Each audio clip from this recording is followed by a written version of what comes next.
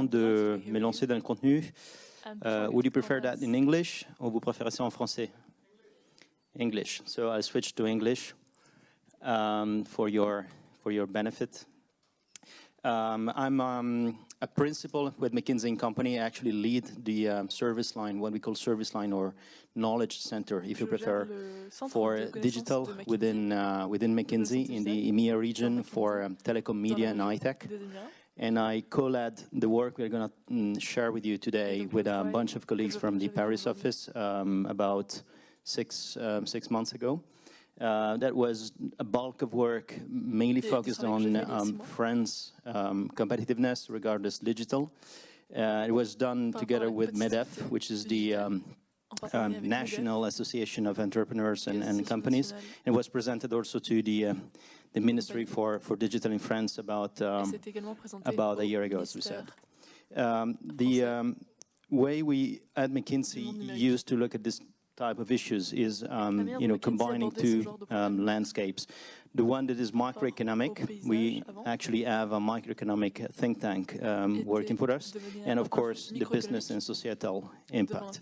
And combining those two is what we think drives some insights for us.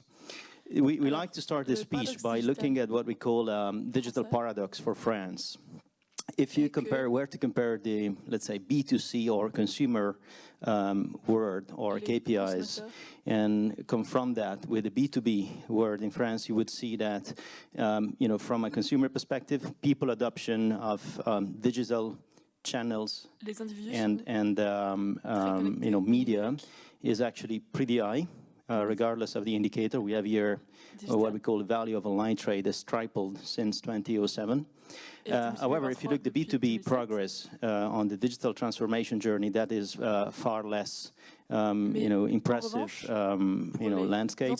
Only 35% of businesses actually, sorry, 65% of businesses, so 35 do not have a website, and the 35 becomes around 10% if you go to Sweden. So it's long journey actually to transform the B2B dimension of the economy.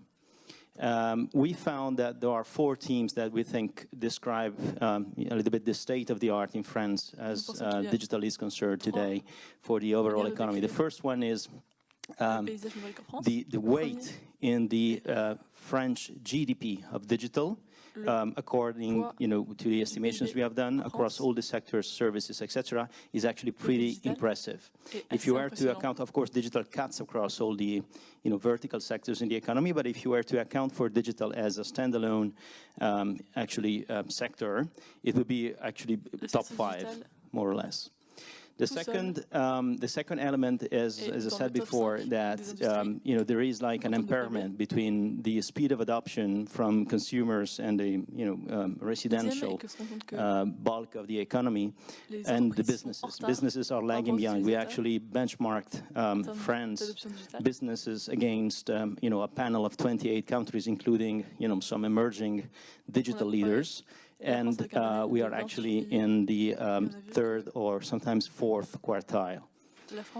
The third element is when you calculate, you estimate the economic potential from moving on the business sector in France from where we are today to, let's say, a much better, much more advanced position. The estimation we got is pretty impressive. We estimated around €1 trillion GDP impact from actually improving the business sector in France and moving to the top level, at par with other economies. And of course, we weren't, on the 4th point, if we were in McKinsey, what's the journey? So what does that require, both from a business perspective and also regulatory and institutional perspective to actually transform the economy and the business system to a much better position? As I said at the beginning, the weight of digital, and you can do the same analysis pretty much for any country on earth, is today pretty high. So, we actually estimated a share of digital in the overall economy around 5 to 6% of GDP. That is composed of number of different elements, of course, You have important private consumption that goes with online e-commerce and all of that. And private investment that is coming into France. There is a thriving VC community, et cetera, et cetera. So if you take the 5.5, you compare that to, sectors, as I said before, digital per se would actually be bigger than financial services and bigger than agriculture. So it's something that is, massive. It's not, a rounding error. The other element, so this is if you look at the value in terms of euros impact on GDP. If you look at that in terms of employment, this is also pretty impressive. It's 3 to 3.5% of the salaried employment today. And of course, the level of skills, we are talking about very high level skills type of positions. So it's actually overweighted on that dimension.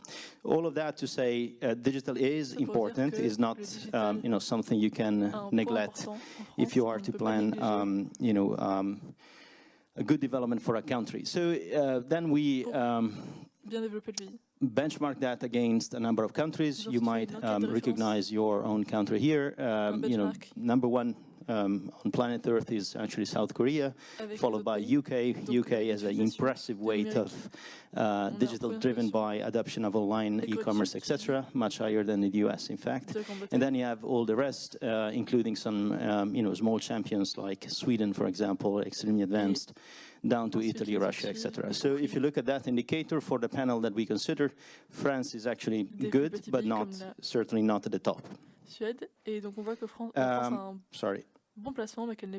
As I said before, when you start, trying to understand where the 5.5, the weight on the total GDP comes from, you look at that in terms of different sectors. You start from, what we call consumer economy, and you look at the key indicators. Here are just some of them. You see that on the consumer side, France is actually quite advanced. 80% of the population is today an internet user. You have seen a spectacular growth in e-commerce transactions, so online sales penetration. Very high number of French citizens actually use, digital touchpoints, digital channels to actually get in touch with government, public institutions at all levels. And then, of course, huge growth in smartphone penetration and sales in the last years.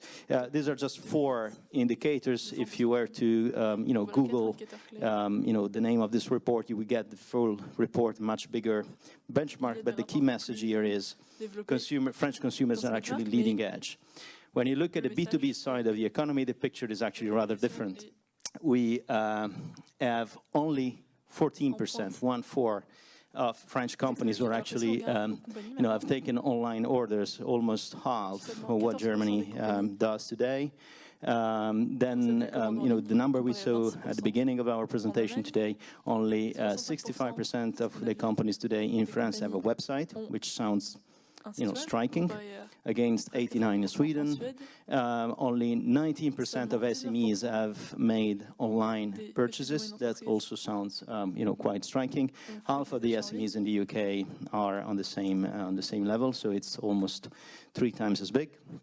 And that is more, for industrial, part of the economy. Only 20%, more or less 20% of the economies who's, typically use robotics, advanced robotics in their production processes. And then as we at McKinsey like a lot numbers and benchmarks, we actually try to decompose and identify what are the drivers of this lagging behind from France in the B2B digital side. So if you compare France against a panel of 28 countries that we call EU 28, you actually have an overall digital ranking that is, kind of middle of the pack. We come out 15th out of 28, but when you get down one level, you actually find that there are, a few areas where we are distinctive. So the national infrastructure in broadband is actually extremely good, and a few others that are actually much less distinctive or clearly lagging behind. For example, the penetration of website for companies, or penetration of social networks, windows and assets for companies, and online purchasing, as we said. what we tried to do then was to understand what is preventing French businesses actually from moving forward faster. And here is what we found out. So number one reason is actually organizational constraints. And there is a bit of everything in there. There is the national labor legislation, which is notoriously quite rigid compared to other countries. But there are also cultural elements. One typical cultural element that was, came out from this research was French companies are used to work traditionally in vertical functional silos, and this is not playing out very well when you have a digital transformation that requires to cut across the business system of a company. So organization becomes actually a constraint to a transformation. The second most important point was access to talent. That is pretty high in the ranking as well. So the labor market is not providing enough people that have the right skill set to drive forward transformation. Number three was fiscal constraint that we identified as actually lever to reduce investment capacity. If you were to look, and we don't have the number here on the page, but we did the homework. If you were to look at the average level of profitability for the B2B sector in France compared to nearby countries, you would actually find more or less 10 percentage point different in net profitability. That is driven back to the state, and it doesn't allow companies to reinvest enough of their cash flows in innovation and digital development. There is a point about leadership of management. Digital transformations to happen require visible and standing leaders that actually take the responsibility to transform the companies, etc. In the process of this report, we actually engaged in a number of conversations with a number of constituencies, business leaders, and companies, and we tried to actually validate and support these findings. And I must say that this ranking actually endured the challenge. So we were able to validate that as a more or less general finding for the country. And I think it provides quite a bit of food for thought for us to improve things. The other thing we try to do is when you look at the challenges that a single company faces and the value at stake for them to transform or not transform, what do you find? But what's the outlook? And we find out that when you look at the how the competition and the markets and the sectors are changing, of course there are specificities from retail to transportation, from travel to banking, etc. We will not go into that level of detail today, but there are 5 main clusters that actually come out quite systematically. The first one is that the level of competition is actually dramatically increasing for a number of reasons. Reason number one is the number of players is actually changing. So there are new entrants that are disrupting, entrenched business models, established business models, and of course they, most often than not, they provide very high transparency on actually price. Reducing prices and costs. The second element that might also be something you have heard about is the customer expectations and customer experience are changing dramatically. So customer expectations are going up, and customer experience is being actually reshaped by the interaction with digital media and digital channels in a way that is probably completely new today. So for example, you will have consumers today that start a transaction on a channel, then they drop it, then they show up in a store, they want to pick up the basket and continue and complete the transaction. These are things that actually de facto the new standard, and if you are not able to comply and deliver on that, you're just simply not competitive on your market. Third element, the iPhone appeared in 2007. It seems like ages ago. It's only 8 years ago. The third element, there are totally new, brand new products on the market that just did not exist a few years ago, and that requires, of course, continuous innovation, significant budgets on R&D, and also puts strains on those companies that are unable to innovate, sufficiently fast. The other element is when you move away from the go-to-market. So what's the impact on consumers, on market, etc., and you move more onto an inward perspective on what companies do, how companies function, etc. You find actually that decisions today within a company are taken much faster and at a much more granular level of detail. I give you an example. I used to serve telcos, and if you were to go into the technical department or network department of a big telco, a few years ago, you would have loads of engineers, spending their time in reporting, understanding, what were the KPIs, if a given KPI was meeting the objectives, etc., etc., etc. Today, what you have is often a system that is what we call crowdsourced. So instead of you, pulling in data and getting the numbers and trying to understand from the numbers if something is going wrong, you actually source directly the end user, so the consumer, who actually has the ability to declare a network fault on their iPhone, and you get that information right away. So the chief technical officer of a telco, who is probably spending billions in capital investment and an equal big amount on operational expenses, is actually taking decisions, sitting at his or her desk in a completely different manner on a time span that is much, much, much shorter. And the last thing is, all of that, again, looking at the inward part of a business, is also contributing to taking costs out and improving efficiency, productivity in supply chain, for example, but also other operating costs. So these 5 elements, the first 3 are really more looking at the consumer impact. The second, the last 2 are more looking at how the business organism is functioning, are really changing dramatically the landscape. We believe. This is a forum for technologies. I'm not going to come here to tell you what are the next technologies that are relevant for you, but we thought these are just a few examples, so we'll not spend much time on that. The raw technology element is also extremely important in this landscape as a source of disruption in terms of business models.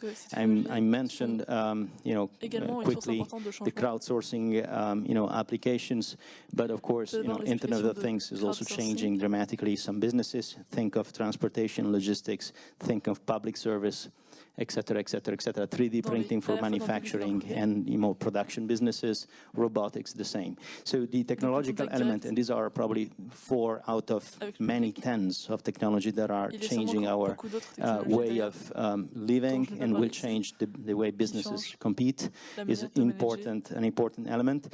And what I see today in the clients we serve is instead of having one core competence on one technology that has been, pretty much the same across the last 50 years. Companies are opening up a little bit today, and they want to actually breed technologies, multiple technologies at the same time, and they are opening up also towards startups, VCs, to actually bring new ideas, bring new technologies to understand beforehand how the future is gonna change.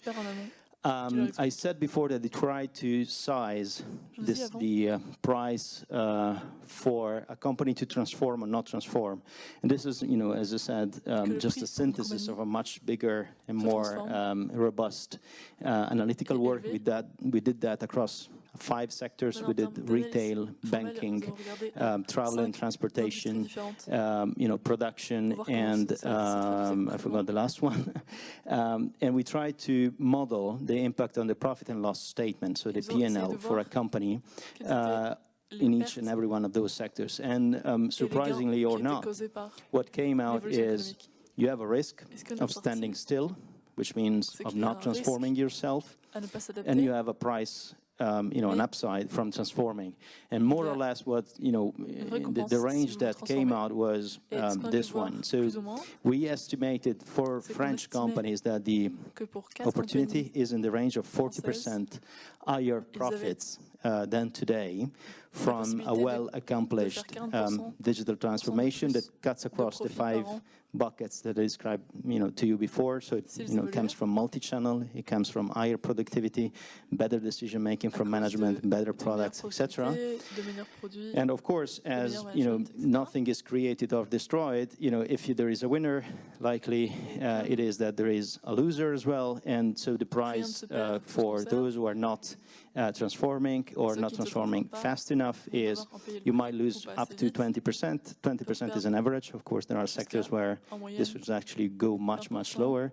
20% of your profits. We found that, ultimately a good call for action, because the net is at the end a positive number, so it is much higher price to win than risk if you don't succeed. And we tried to actually structure a little bit what that would mean in terms of making it happen.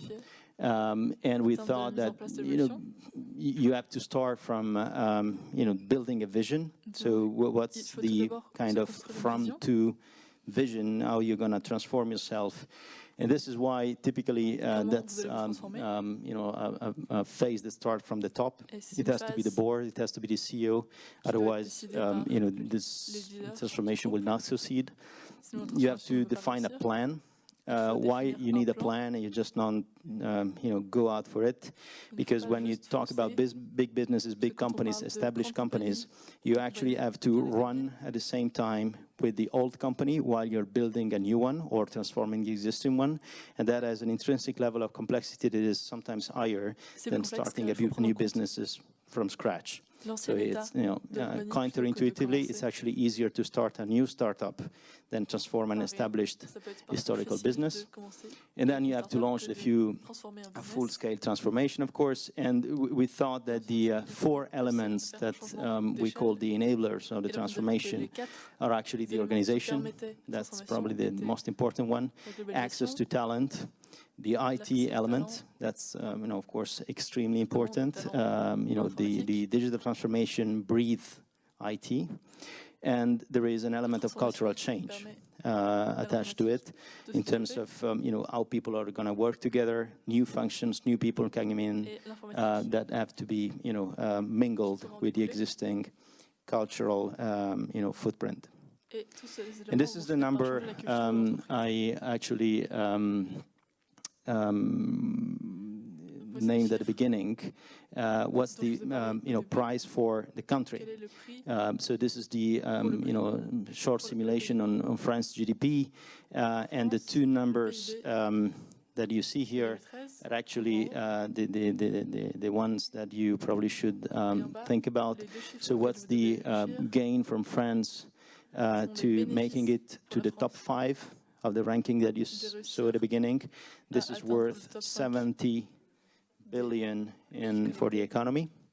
And if France were to become the leader, there is an additional 30 billion prize, and the total is actually around 100 billion within an horizon of just 5 years, 2020.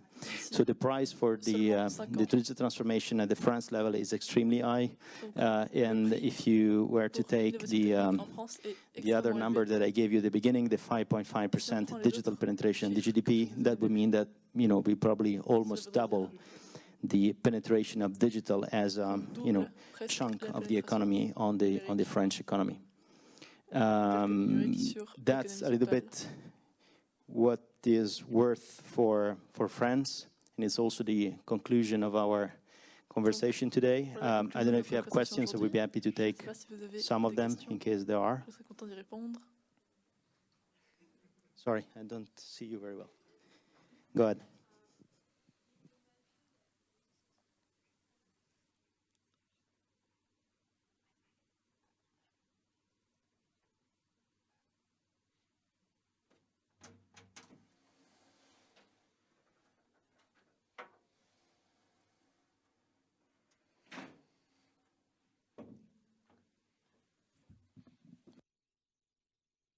We did not look into that in the context of this project, but I can answer based on my tentative answer, based on my my own experience.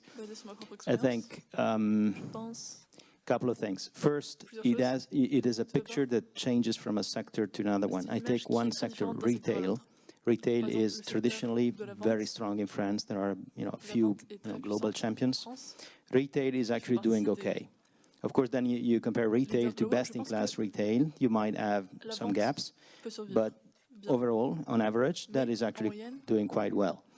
I think the bulk of the size of the economy, the chunk of the economy that has still to make it to the level 1, as I would say, is probably the large portfolio of small and medium cap companies. Some of them actually very much entrenched in production, so traditional type of business, and who have actually two characteristics that prevent them from transformation. The first one is the capital structure. They are, sometimes undercapitalized or family-owned, so the, appetite for, spending and investing is actually sometimes limited.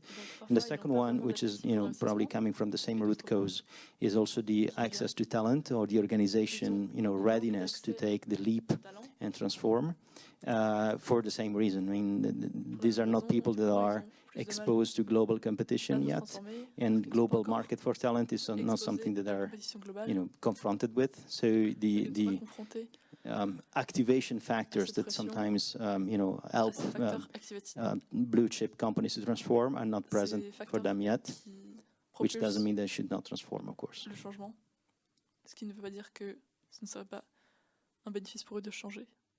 Other questions? D'autres questions?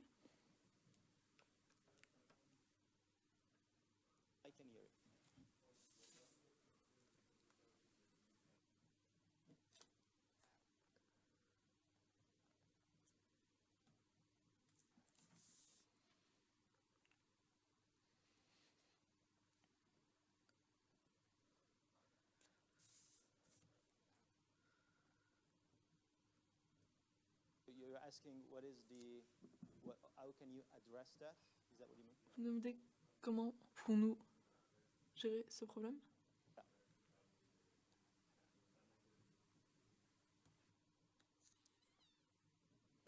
Here again, I think there are areas of very high potential and areas of improvement.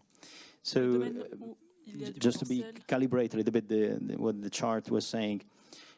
If I take France today, there is probably one of the best pools of mathematicians, statisticians, and just raw analytical talent that you have in Europe, and you have overall outside of the US, I would say.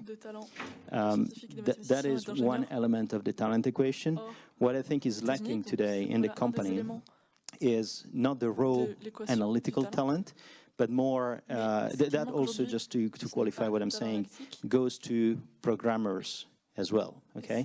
What I think is lacking today in preventing companies from transforming is actually the management or middle management layer. So people that have the ability to actually do stuff and change the processes and actually interpret what the client needs and use that information to run the business differently. Okay, it is not getting, sorry for using some jargon, the Google, optimization right.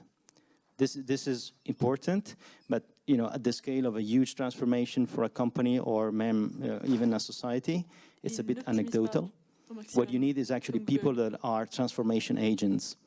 I think we are okay in terms of mathematicians, physicians, statisticians, etc. What we need is middle management and also senior management that has understood what to do. I give you an example that it's public.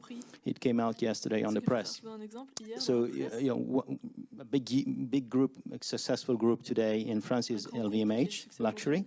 They just hired head of digital, who is the former manager for music business at Apple. So it's a US guy. Okay, they don't need mathematicians. They need people that actually have invented and developed new business models and designed that, carve that into processes in a way that is, meaningful for a company.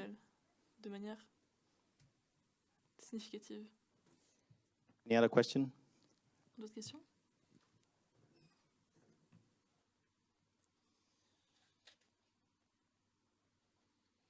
Okay, I think I'll pass it to the next one. Thank Je you. vais donc laisser le prochain auteur parler. Merci.